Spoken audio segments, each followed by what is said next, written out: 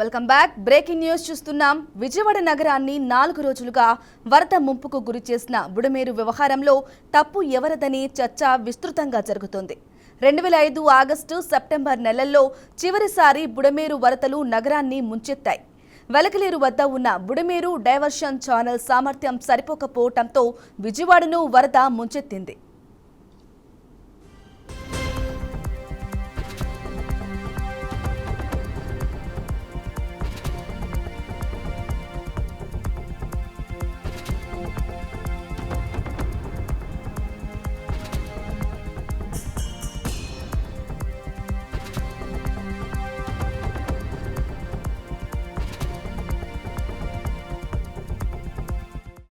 వెలగలేరు దిగువన కొండపల్లి, కవులూరు, శాంతినగర్, రాయనపాడు, గొల్లపూడి, షాబాద్, జక్కంపూడి మీదుగా విజయవాడ మీదుగా బుడమేరు వరద ప్రవాహం ముంచెత్తింది.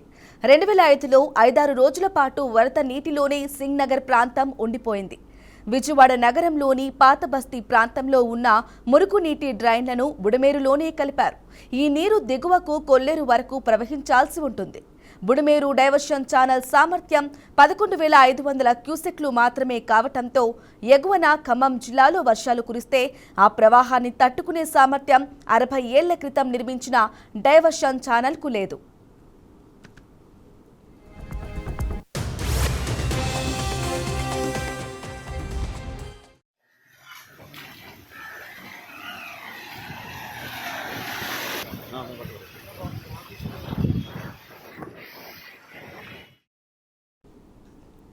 కృష్ణానదిలో వరద ప్రవాహం ఉంటే బుడమేరు ప్రవాహాన్ని అందులోకి మళ్లించే అవకాశం ఉండదు.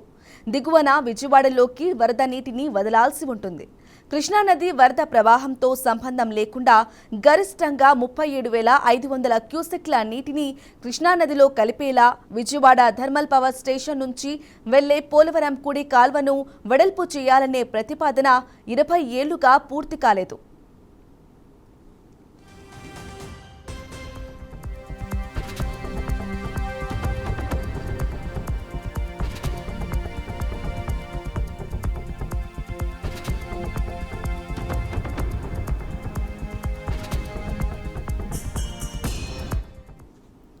వీటీపీఎస్లో ఉన్న సాంకేతిక అవరోధాలతో పాటు కృష్ణా నదిలోకి వరద ప్రవాహం వెళ్లాలంటే తక్కువ లోతు ఉండే వెడల్పాటి కాలువ నిర్మాణం చేపట్టాల్సి ఉందని 2005లోనే జల వనరుల శాఖ అధ్యయనం చేసింది. అయితే ప్రభుత్వ నిర్లక్ష్యంతో బుడమేరు ఆధునీకరణ పనులకు అడుగుపడలేదు.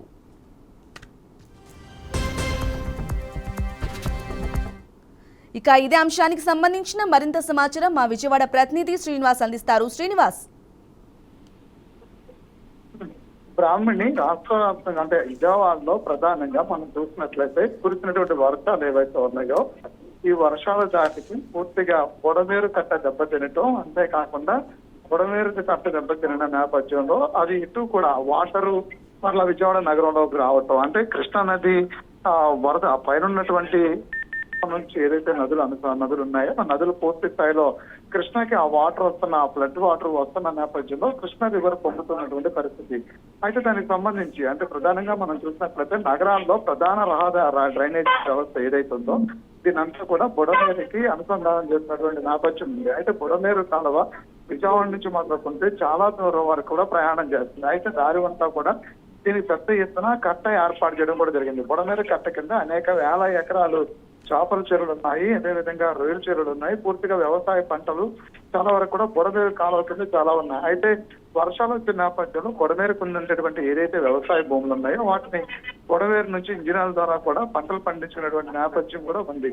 అంతేకాకుండా ప్రధానంగా మనం చూసినట్లయితే ప్రతి వ్యవసాయ సమయాల్లో కృష్ణా నుంచి నీళ్లు వదిలే నేపథ్యంలో కూడా వ్యవసాయ పంటల కొద్దిగా కొంత ఒక సమయంలో, అదేవిధంగా సాగునీటికి ఒక సమయంలో ఈ చెరువులు నింపుకోవడానికి గ్రామీణ ప్రాంతాల్లో చెరువులు నింపుకోవడం ఒక సమయంలో కూడా నీటిని విడుదల చేస్తుండేవాళ్ళు. అయితే బుడమేరు నుంచి వచ్చేటువంటి నీళ్లు ఏవైతే ఉందో ఇది సాగునీటికి ఎటువంటి ఉపయోగపడినటువంటి వాటర్ డ్రైనేజ్ కి అనుసంధానమైనటువంటి బుడమేరు. అయితే బుడమేరు పొంగటం ద్వారా విజయవాడ నగరంలోనే చాలా ప్రాంతాలు కూడా పూర్తిగా జల దిగ్బంధంలోకి వెళ్ళిపోయాయని కూడా చెప్పుకోవచ్చు. అయితే ఇది గత 2005 ఆ సమయంలో ఉంటే ఉమ్మడి ఆంధ్రప్రదేశ్ ఉన్న నేపథ్యంలో దీని మీద బుడమేరుకు సంబంధించి బుడమేరు కింద ఆక్రమణలు జరుగుతున్నాయి.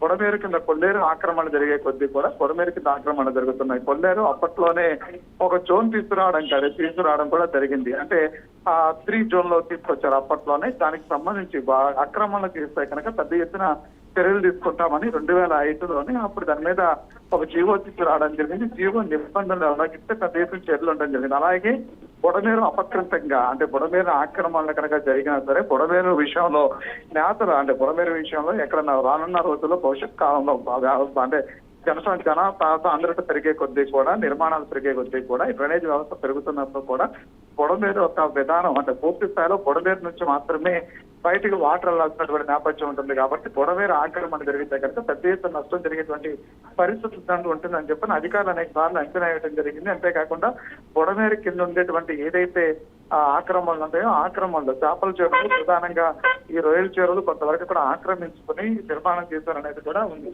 అదే బుడమేరు ఇప్పుడు వచ్చినటువంటి వరద ఏదైతే ఉందో 2005 తర్వాత విజయనగరానికి వచ్చినటువంటి వరద ఏదైతే ఉందో అది మరొకసారి బుడమేరుకు సంబంధించారు. అప్పట్లో కూడా బుడమేరు ఇలాంటి వరదలు వచ్చినప్పుడే బుడమేరు కట్టలు తెగిపోయి పూర్తిగా చాలా వరకు ప్రాంతాలు బుడమేరుకు ఉన్నటువంటి ప్రాంతాలన్నీ కూడా ఇటు ప్రసాదం పాడు నుంచి మొదలుకుంటే కనుక రాయనపాడు జక్కంపూడి కాలనీతో పాటు పూర్తిగా ఒకసారి జలదిగ్బంధంలోకి వెళ్ళిపోయినటువంటి నేపథ్యం చూసాము.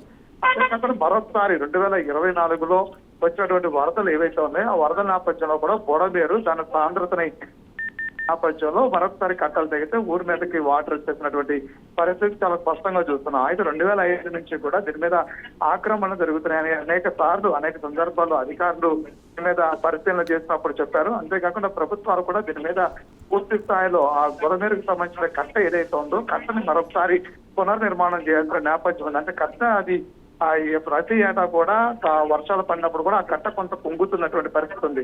అయితే బుడమేరు కట్ట ఏదైతే ఉందో దానికి ఇంత హైట్ అని చెప్పని ఎప్పుడు కూడా ఇంత హైట్ లో ఉండాలని చెప్పడం కూడా జరిగింది. అంతేకాకుండా ప్రధానంగా బుడమేరు మీద ఏదైతే రహదారులు ఉన్నాయో వాటి నిర్మాణాలు అంటే వంతెన నిర్మాణాలు కూడా హైట్ లో నిర్మాణాలు జరగాలి. లేదు అంటే బుడమేరు పొంగిన నేపథ్యంలో ఈ వంతెన కూడా అడ్డుపడితే కనుక జనసాంద్రత కూడా ఇబ్బందులు కలిగే అవకాశాలు పెద్ద ఎత్తున్నాయని చెప్పని గతంలో కూడా అనేక సార్లు అంచనాలు వేయడం జరిగింది. అయితే వీటన్నిటి మీద జనోధికారులు గత ప్రభుత్వాలు తీసుకున్న నిర్ణయాలు ఏదైతే ఉందో అనేక సందర్భాల్లో బుడమేరు నుంచి వాగులు పొంగుతున్నాడు. వర్షాలు పడిన ప్రతిసారి కూడా బుడమేరు వాగు పొంగిన నేపథ్యంలో కూడా జనసాంద్రతకు ఇబ్బంది పడుతున్నప్పుడు కూడా దాని మీద నిర్మాణం చేయాల్సినటువంటి వంతెనలకు సంబంధించి పునరాలోచన చేయలేదు. అదేవిధంగా బుడమేరు కట్ట ఏదైతే ఉందో కట్టకు సంబంధించినటువంటి అంశాలు కూడా పునరాలోచించలేదు. ప్రధానంగా మనం విజయవాడ నగరంలో చూస్తే బుడమేరుకు వస్తున్నటువంటి డ్రైనేజ్ వ్యవస్థ ఏదైతే ఉందో దాని మీద నిర్మాణాలు ఎక్కువ జరగటం, ఆ నిర్మాణాలన్నీ కూడా ఆక్రమణ నిర్మాణాలు జరగటం, ఆ నిర్మాణాలని కంట్రోల్ చేయలేకపోవటం, డ్రైనేజ్ వ్యవస్థని పూర్తిగా ఎలా అస్తవ్యస్తం అయిపోయినప్పుడు కూడా పూర్తిగా పట్టించుకోకపోవటం, ఇది అంతా పక్కన పెడితే వచ్చినటువంటి వరద ఏదైతే ఈ వర్షాలు పడినాయో ఆ వర్షాల నేపథ్యంలో కూడా బుడమేరుకి సంబంధించినటువంటి బలహీనమైనటువంటి ఎట్లయితే ప్రాంతాలు ఉన్నాయో ఆ ప్రాంతాల్లో కట్టలు తెగిపడి కూడా అంటే వరద ఆ ఫ్లో వెళ్ళాల్సినటువంటి నేపథ్యం కాకుండా అది దారి మళ్ళించుకుని ఊరి మీదకి వచ్చేటువంటి నేపథ్యాన్ని కూడా మనం చూసుకోవచ్చు బ్రాహ్మణి. అయితే ఈ పరిస్థితుల్లో మరొకసారి బుడమేరు మీద పూర్తి స్థాయిలో ప్రభుత్వం దృష్టి సారిస్తామని చెప్పండి ఇప్పుడు చెప్తారు. అయితే భవిష్యత్తును దృష్టిలో పెట్టుకుని బుడమేరు ఉన్నటువంటి ఆక్రమణలు తొలగించడమే కాకుండా భవిష్యత్తు దృష్టిలో పెట్టుకుని బుడమేరు మరొకసారి ఇలాంటి దుస్థితి రాకుండా చేపట్టాల్సిన నిర్మాణాలు ఏవైతే ఉన్నాయో అవి వెంటనే కూడా నిర్మించాల్సిన అవసరం కూడా ఎంతైనా ఉంది. అదే అధికారులు కూడా సమన్వయ లోపం పెద్ద ఎత్తున బుడమేరు పొంగడంలో అధికారుల సమన్వయ లోపం పెద్ద ఎత్తున కూడా కనిపిస్తుంది. గత 5 ఏళ్లగా కూడా అధికారులు ఎక్కడ కూడా బుడమేరుని పరిశీలించినట్టు కానీ ఆ దాఖలాలు కూడా నిలిచట్లేదు. Right Srinivas, thank you for the updates.